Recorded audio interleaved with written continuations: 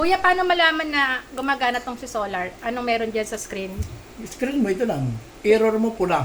Yan, may pula dapat na ilaw dyan. Error yun, fault. Panamulat tong dalawa sa Oo. dulo, may problema. May problema na yan, pwede mo na i-off siya. Pero pag ang ilaw sa gitna, Good siya, good. yung una, walang ilaw yon. Green yun, so ano lang yun?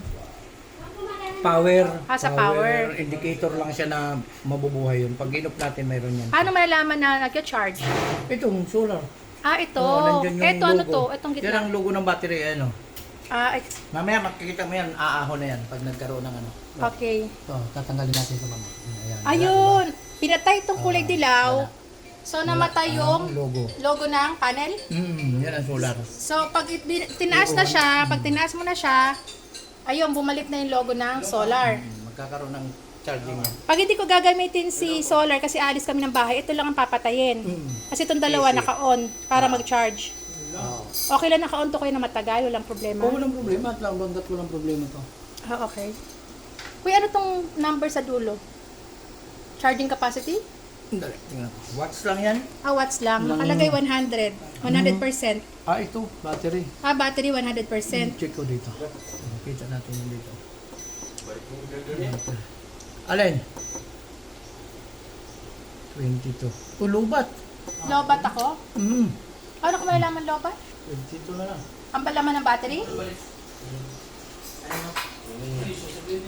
Ano kuya yan? Dali, check ko.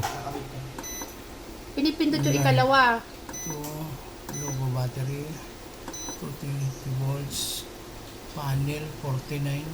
Hindi na makakaya agad. 5A. Maras dos. 22. Ano yung battery kuya? 22.6 ang laman niya? Pero mag 100 din yan. Ano ko? Mag-settings. Mag-settings. Okay, nireset ni kuya. Anong oras yung floor niya? Ano?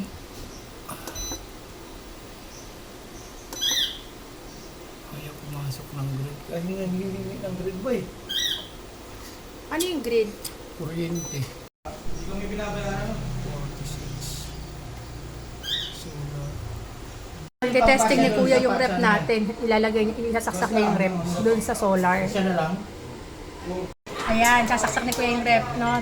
Gumana yung ating cooking induction. Ito yung cooking induction. Nakapagpakulo tayo ng tubig.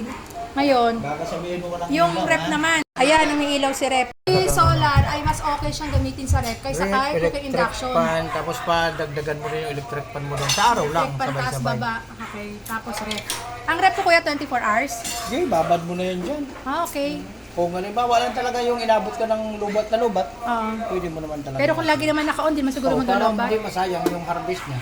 Okay, okay. A-add ka lang ng paunti-unti ng electric pan, isang dito, okay na yan. Okay. So, pwede daw yung ating rep sa solar, no? 24 hours, electric pan, at saka ilaw. Yung cooking induction, pwede magluto kahit once in a while. Pero hindi madalas. Mas okay pa rin rep.